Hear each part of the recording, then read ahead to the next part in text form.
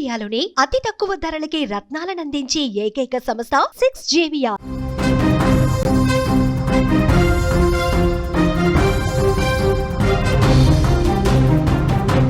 ప్రపంచం మొత్తం చెబుతోంది, అయినా పుతిన్ వినటం లేదు.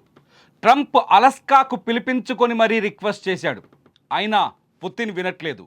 భారత ప్రధాని Modi Shanghai cooperative organization meeting తర్వాత చైనాలో పుతిన్తో ప్రత్యేకంగా భేటీ అయిన సందర్భంలో కూడా చాలా స్పష్టంగా చెప్పారు, మానవత్వం ఉన్న ప్రతి ఒక్కరూ ఉక్రెయిన్ రష్యా యుద్ధం ఆగిపోవాలని కోరుకుంటున్నారని.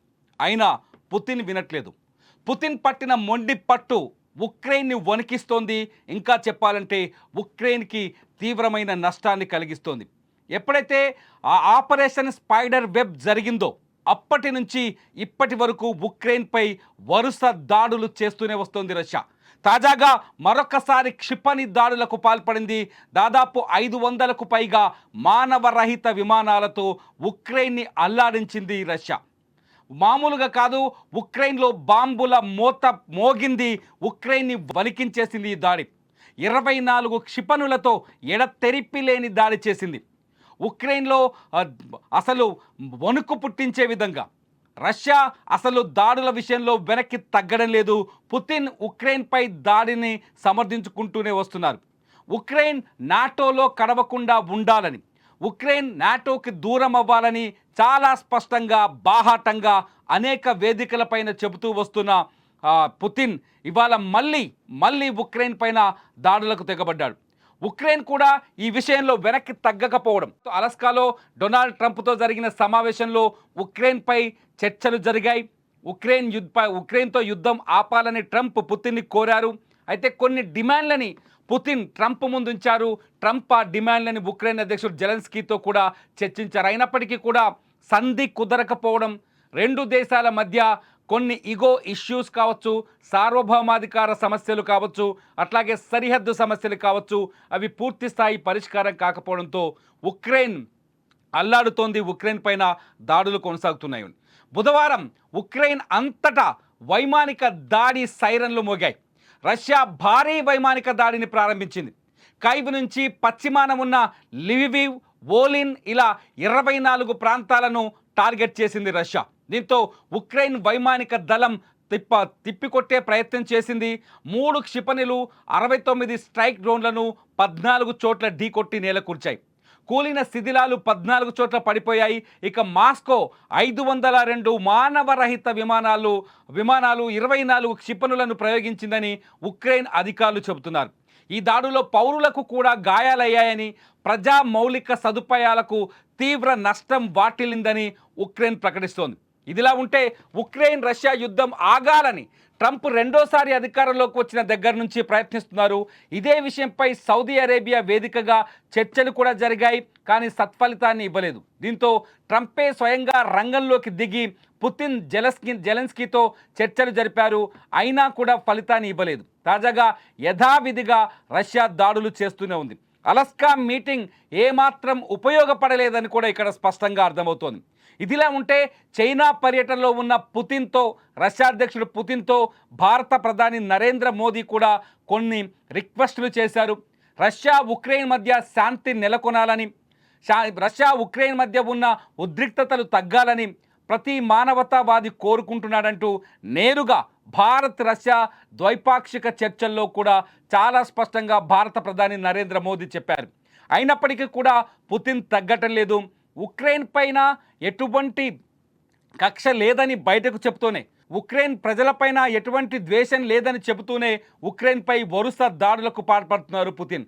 ఒక రకంగా పుతిన్ ప్రపంచ నాయకుడిగా ఎదుగుతున్న సందర్భంలో, ఇటు ప్రపంచ వ్యాప్తంగా పుతిన్కి ప్రాధాన్యత పెరుగుతున్న సమయంలో ఉక్రెయిన్పై ఇటువంటి దాడులు కొంత ఆందోళన కలిగిస్తున్నాయని చెప్తున్నారు మానవతావాదులు. ఒకసారి భారత ప్రధాని నరేంద్ర మోదీ చేసిన వ్యాఖ్యలు, పుతిన్ కళ్ళ ఎదుటగా కళ్ళ ముందే భారత ప్రధాని నరేంద్ర మోదీ చేసిన వ్యాఖ్యలు ఒక్కసారి విందాం. एक्सेलेंसी, यूक्रेन में चल रहे संघर्ष के विषय में हम लगातार चर्चा करते रहे हैं। हाल में किए गए शांति के सभी प्रयासों का हम स्वागत करते हैं। हम आशा करते हैं कि सभी पक्ष कंस्ट्रक्टिवली आगे बढ़ेंगे, संघर्ष को जल्द से जल्द खत्म करने और स्थायी शांति स्थापित करने का रास्ता खोजना होगा। ట్రంప్ ఎప్పుడైతే ఉక్రెయిన్ రష్యా యుద్ధాన్ని ఆపాలనే ప్రయత్నంలో భాగంగా ట్రంప్ చేస్తున్న ప్రయత్నాలన్నీ నిజంగా నిర్వీర్యమయ్యాయి, నీరుగారిపోయాయని చెప్పాలి. ఎందుకంటే డొనాల్డ్ ట్రంప్ వ్యాఖ్యలపైన ప్రపంచానికి విశ్వాసం తగ్గుతూ వస్తుంది. డొనాల్డ్ ట్రంప్ చేసే వ్యాఖ్యలు కావచ్చు, ఆయన విధిస్తున్న టారిఫ్లు కావచ్చు, ఉక్రెయిన్కి బాహాటంగా కాకుండా అంతర్గతంగా ఉక్రెయిన్కి సహాయం చేస్తూనే వస్తున్నాడు డొనాల్డ్ ట్రంప్. అంతేకాదు నాటో దేశాలు, యూరప్ దేశాలు కూడా ఉక్రెయిన్కి మద్దతు ఇస్తూనే వస్తున్నాయి. ఆపరేషన్ స్పైడర్ వెబ్ వెనకాల కూడా నాటో లేకపోతే యూరప్ దేశాల మద్దతు ఉందనే విషయం కూడా వెలుగులోకి వచ్చింది. ఎప్పుడైతే ఉక్రెయిన్ ఆపరేషన్ స్పైడర్ వెబ్ని చేసిందో అప్పుడు యూరప్ దేశాలన్నీ ఉక్రెయిన్ని సమర్థించాయి తీవ్రంగా. రష్యా పొగరు అణచడం కోసమే ఈ దాడి చేశాడు జెలెన్స్కీ అని చెప్పేసి జెలెన్స్కీ పైన పొగడ్తల వర్షం కురిపించాయి. కానీ ఎప్పుడైతే ఆపరేషన్ స్పైడర్ వెబ్ జరిగిందో అప్పటి నుంచి ఎడతెరిపి లేకుండా ఉక్రెయిన్ పైన దాడులు జరుగుతున్నాయి. ఎడతెరిపి లేకుండా రష్యా ఉక్రెయిన్ని టార్గెట్ చేస్తూనే వస్తుంది. ఒక రకంగా చెప్పాలి అంటే అలస్కాలో పుతిన్ డొనాల్డ్ ట్రంప్ చర్చిస్తున్న సందర్భంలో కూడా రష్యా ఉక్రెయిన్ పైన డ్రోన్ల దాడులు, క్షిపణి దాడులు చేసింది. ఏదో ఒక చోట ప్రతిరోజు నిత్యం దాడులతో అల్లాడుతోంది ఉక్రెయిన్. ఇటు జెలెన్స్కీ కూడా చాలా స్పష్టంగా చెప్తున్నాడు, ఉక్రెయిన్ లేని చోట, ఉక్రెయిన్ చర్చల్లో పాల్గొనని చోట శాంతి చర్చలు జరగలేవని చెప్తూ వస్తారు. అంతేకాదు ఉక్రెయిన్లో చాలా కీలకమైన మైనింగ్ ఏరియా ఉన్న ప్రాంతం ప్రస్తుతం రష్యా చేతుల్లో ఉంది. ఆ ప్రాంతాన్ని తమకే వదిలేయాలని రష్యా పట్టుబడుతున్నట్టుగా తెలుస్తోంది. ఈ నేపథ్యంలో ఆ ల్యాండ్ను వదులుకోవడానికి ఉక్రెయిన్ ఏమాత్రం అంగీకారం తెలియజెప్పట్లేదని కూడా తెలుస్తోంది. అంతేకాదు ట్రంప్ చర్చల్ని కూడా జెలెన్స్కీ తీవ్రంగా వ్యతిరేకించారు. ట్రంప్ స్వయంగా జెలెన్స్కీకి ఫోన్ చేసినప్పటికీ కూడా ఆయన అంగీకారానికి రానట్టుగా తెలుస్తోంది. మొత్తానికి రెండు దేశాల మధ్య చర్చలు జరుగుతున్నప్పటికీ, రెండు దేశాల మధ్య శాంతిని సంధిని కుదించడానికి ప్రయత్నాలు జరుగుతున్నప్పటికీ అవి ఒక కొలిక్కి రాకపోవడంతో రెండు దేశాల్లో పౌరులు తీవ్రంగా ఇబ్బంది పడుతున్నారు. పౌరులు ప్రాణాలు కోల్పోతున్నారు. అక్కడ రక్తపాతం పారుతుందని చెప్పాలి. ఉక్రెయిన్ కూడా తిరిగి తిప్పి దాడులు చేస్తోంది. రష్యా ఎడతెరిపి లేని దాడులు చేస్తోంది. సాంకేతిక పరిజ్ఞానాన్ని వాడుతూ ఉక్రెయిన్ని చాలా చోట్ల టార్గెట్ చేస్తూ వస్తుంది. భారత ప్రధాని నరేంద్ర మోదీ కూడా ఇరు దేశాలతో ఇటు పుతిన్తో చైనాలో చాలా నేరుగా డైరెక్ట్గా మాట్లాడారు. అటు జెలెన్స్కీతో కూడా ఫోన్లో సంభాషించారు. అంతేకాదు రెండు దేశాల మధ్య సంధి కుదరాలని భారత ప్రధాని నరేంద్ర మోదీ కూడా బలంగా కోరుకుంటున్నారు. రెండు దేశాలతో సమాంతర దూరాన్ని పాటిస్తూనే రెండు దేశాల మధ్య శాంతి నెలకొనాలని, రెండు దేశాలు ఉద్రిక్తతలకు వెళ్ళకూడదని భారత ప్రధాని నరేంద్ర మోదీ ఆకాంక్షిస్తున్నారు. అయినప్పటికీ అక్కడ పరిస్థితులు చక్కబడటం లేదు. అక్కడ పరిస్థితులు ఇంకా విధ్వంసాలతో అట్లాగే ఉద్రిక్తంగానే కనిపిస్తున్నాయి. తాజాగా రష్యా చేసిన దాడులతో ఉక్రెయిన్ తీవ్రంగా నష్టపోయామని ప్రకటిస్తోంది.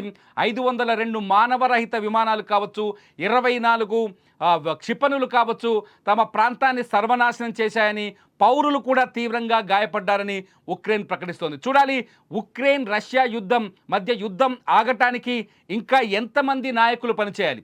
భారత ప్రధాని నరేంద్ర మోదీ స్పందించారు.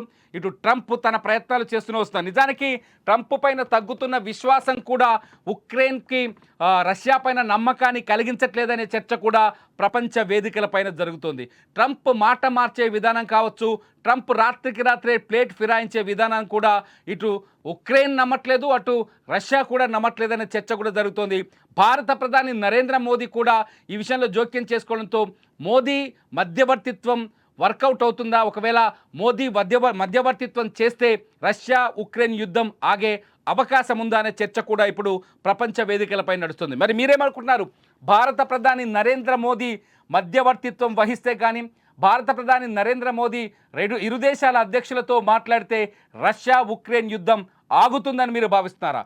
మీ అభిప్రాయాన్ని ఈ వీడియో కింద కామెంట్ చేయండి. అప్డేట్స్ కోసం చూస్తూనే ఉండండి Suman TV digital live, Suman TV live.